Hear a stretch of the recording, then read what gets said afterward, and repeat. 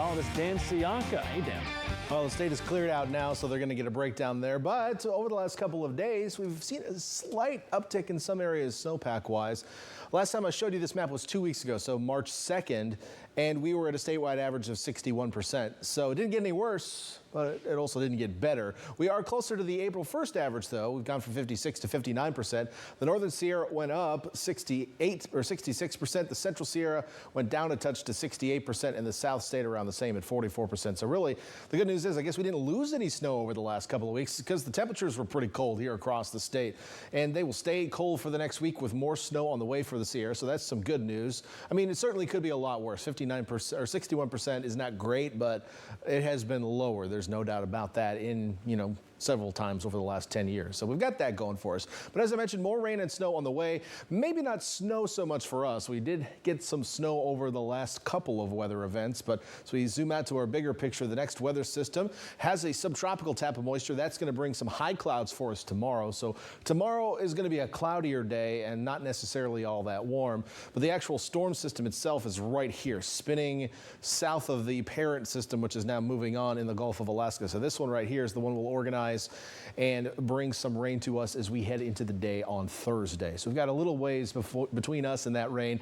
So let's get through that day first on Futurecast, looking at expanding clouds overnight eventually. We'll have a few low clouds near the coast. By tomorrow morning, thinner high clouds coming through. Should be a nice sunrise tomorrow morning if you've got your cameras handy. Then as we head through the rest of the day tomorrow, those high clouds will thicken up at times. And I think by tomorrow night, they'll be quite thick. So not a lot of sunshine in your forecast tomorrow. They may be thin enough for the sun to sneak through early in the day, but later in the day, I don't expect much sunshine. Now, late tomorrow night, the atmosphere will begin to moisten. You'll start to see some green showing up here on the map, so a few sprinkles possible into Thursday morning, but the better chance of rain is going to come on Thursday afternoon as the frontal boundary associated with the system rolls through.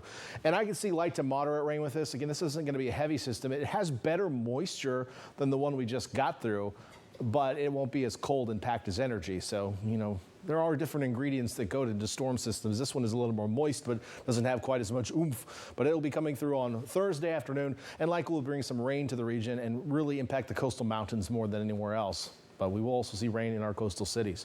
Temperatures tomorrow with the clouds will struggle to get all that warm. We're going to stay in the 50s across most of Santa Cruz County.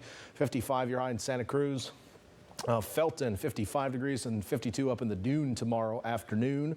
Aptos to Watsonville, you're going to stay in the mid-50s as well. Salinas and Prunedale, upper 50s. Hollister, 58 tomorrow. Mohill, 56. Castroville, Artichoke Center of the world, 56 degrees tomorrow. Monterey, also in the mid-50s, 55 in Pacific Grove.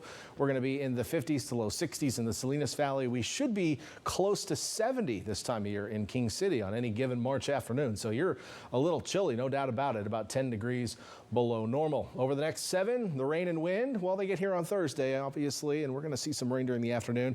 An isolated shower may linger into Friday, but I don't expect it to be a rain out, so don't cancel any of your outdoor plans unless you just don't like cool and breezy conditions. And in that case, you probably won't like the weekend either. So highs will be below normal with breezy conditions. Another system passes by to our north on Monday. We're watching that one. At the moment, it doesn't look like it's going to bring some rain, but things can change a little bit, so we'll keep an eye on it. Inland areas also rain on Thursday, isolated on Friday, breezy and cool this weekend as spring begins. The equinox is early Saturday morning, and then warmer temperatures are expected next week.